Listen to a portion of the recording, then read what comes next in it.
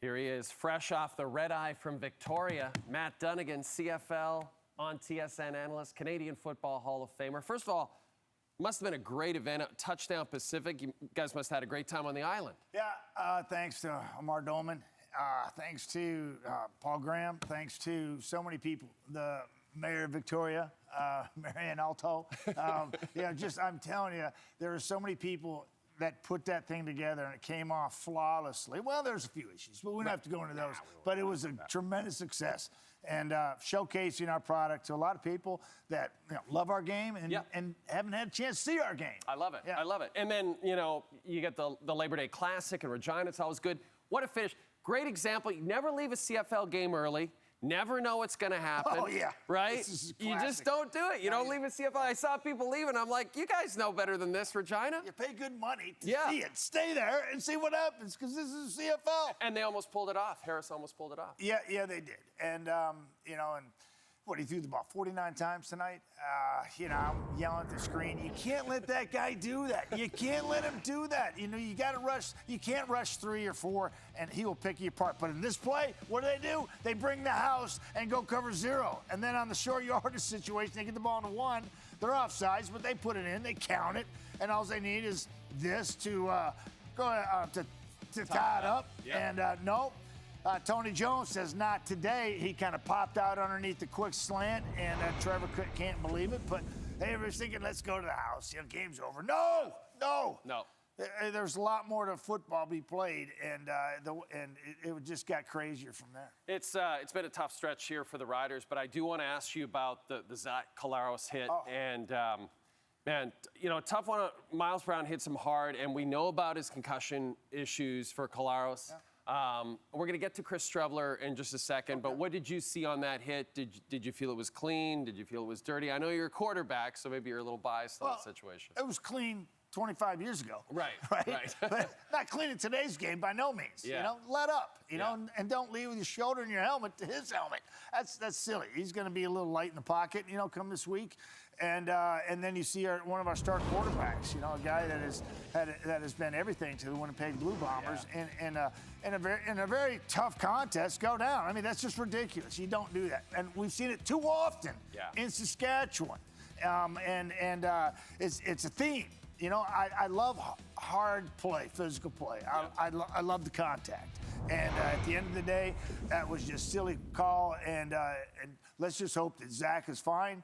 I think it was precautionary more than anything. And we see Chris Streveler in the second half, and from that point on. And we were like, hey, kudos to Troy White, our producer. Right, because we didn't see anything. We didn't think Zach was. We thought he was fine. We said, no, we should cover this, and we did. And sure enough, he didn't come out in the second half, and it was like, wow. And let's talk about Chris Streveler. Yeah.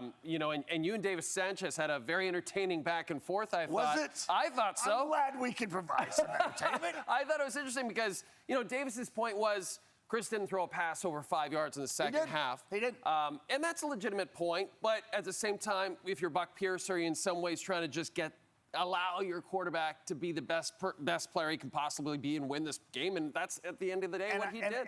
And I think that's not the whole story. And we didn't have time on our hit to talk and flush it out. So, if I got a few minutes, I would like to flush it out. So, one, as a backup, you're not getting reps during the week, right? And so you don't have the whole playbook at your fingertips. And so that will handcuff you. We know that Chris Streveler is not the purest of passers in the Canadian Football League, right? We know that he can run the ball with the best of them. Absolutely. And he's great out of the gun and in an ISO read and doing this kind of stuff.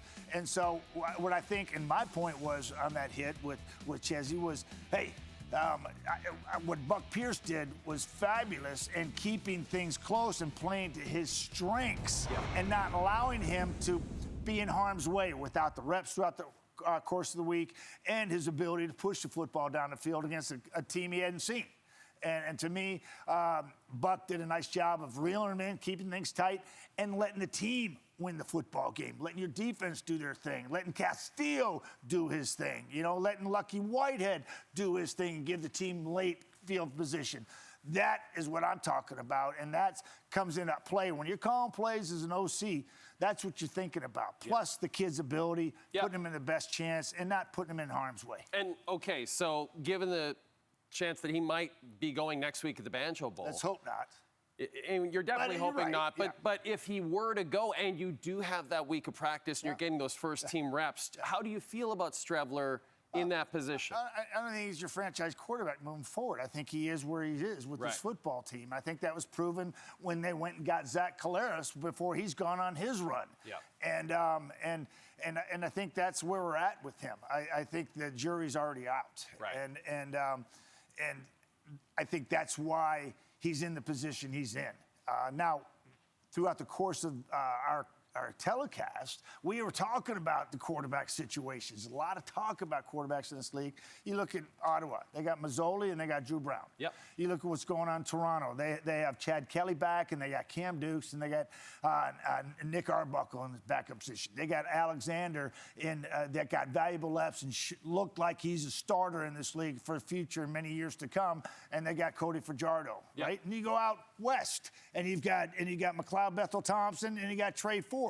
Look, you go out even further west to the BC Lions and what they're into right now. We have a wealth of good quarterbacks right now. They got Rourke in VA, who is a leading runner for MOP. You know, I don't think you can say that with the Winnipeg Blue Bombers and Zach Collaros and Chris Streveler. No. No, that changes things for that team and the dynamic. I think with the other teams, you can still play football and have your open playbook at your hands. Okay, let's talk about Monday, the doubleheader. You're heading to the Hammer. You're going to Hamilton. That'd be like in 7 hours. Yeah, it's happening real quick. Argo's 4.5-point favorite against the Tabbies. Toronto could move into a tie with Ottawa for second within a point of Ottawa for second in the East. If they pull off a victory, what are you thinking about that one? Oh, well, Bo gets a second chance, right? And maybe a third, however you want to see that. That's going to be exciting watching a veteran like that go up against Chad Kelly. He's got a lot of weapons. He can sling them all over the yard. See who gets aggressive. A lot of pride, who can make plays. Right? Yeah, these two teams, I tell you, hits are harder, they're crisper, they're cleaner, it's more physical. For some reason, those Labor Day games is dialed up, and if you're not going, get tickets and go, because it's going to be great. And then, of course, the Battle of Alberta. Stamps have lost 3 of 4. Very intriguing matchup for sure. Well, it always is. I played in that one for 5 years. I've done the Winnipeg-Sask one. I've done the Hamilton-Toronto one. I've seen it from most of the traditional ends of the Labor Day games. That one, to me, is always the most intense. And I think probably because I cut my teeth in my first 5 years doing it, and I learned all about it and what the rivalry was all about. Really didn't understand it until you go through it, until you see it as a fan, experience it as a player. You really can't describe what happens. Things are dialed up a notch, and it gets ugly in a hurry.